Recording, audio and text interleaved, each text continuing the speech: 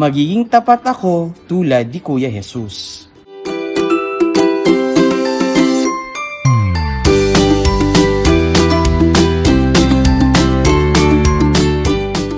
Ang mabuting balita ng Panginoon ayon kay San Mateo.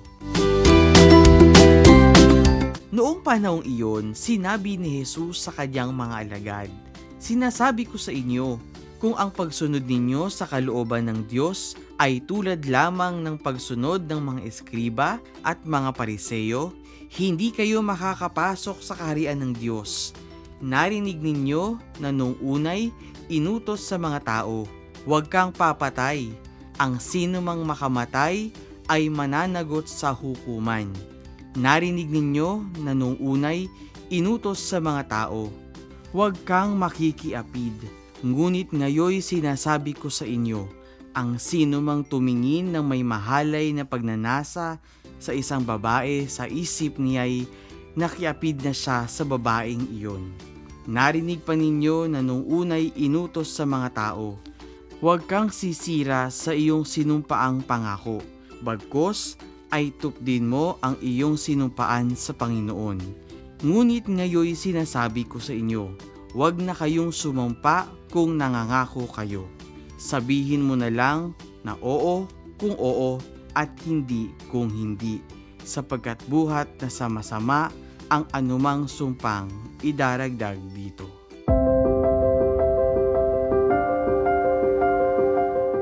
Ano ang aral?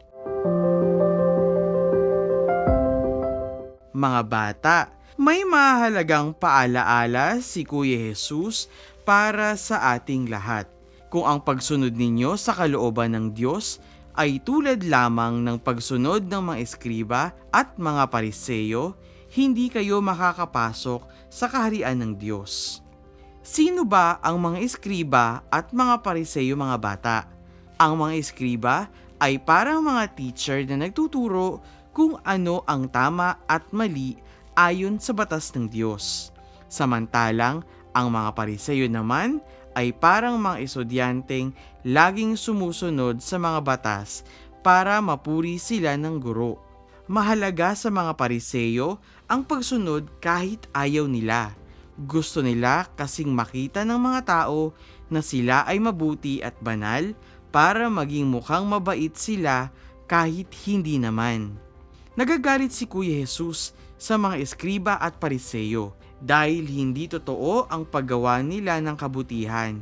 Fake ang kanilang pagiging mabait dahil gusto lang nilang purihin sila at hindi nagmumula sa pagmamahal.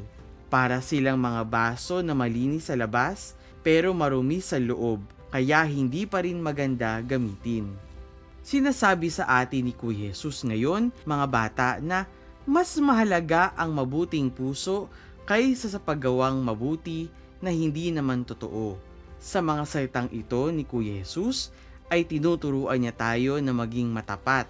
Sinasabi niya sa atin na hindi sapat ang basta sumusunod lang sa utos o sa batas.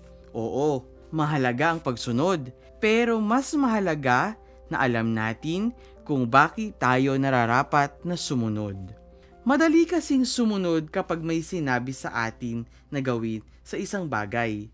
Halimbawa, kapag sinabi ng guro na, "Tumahimik kayo," tatahimik tayo. Kapag sinabi ni mama o ni papa na ayusin mo ang iyong higaan, gagawin natin ito. Pero minsan, ginagawa lang natin ito dahil natatakot tayong mapagalitan.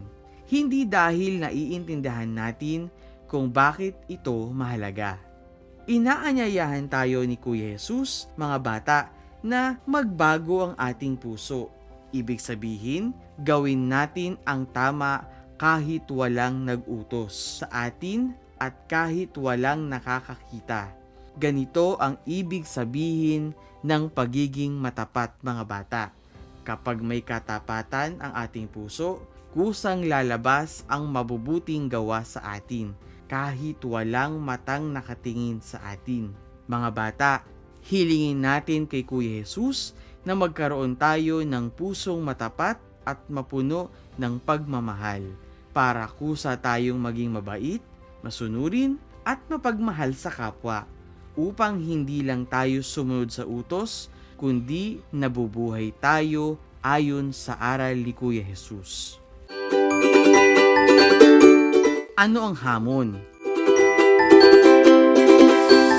Anong mga maliliit na gawain ang tutulong sa atin upang masasanay tayong maging tapat tulad ni Kuya Jesus? Una, pagpulot ng basura sa daan o sa silid-aralan kahit walang guro o magulang na nakatingin.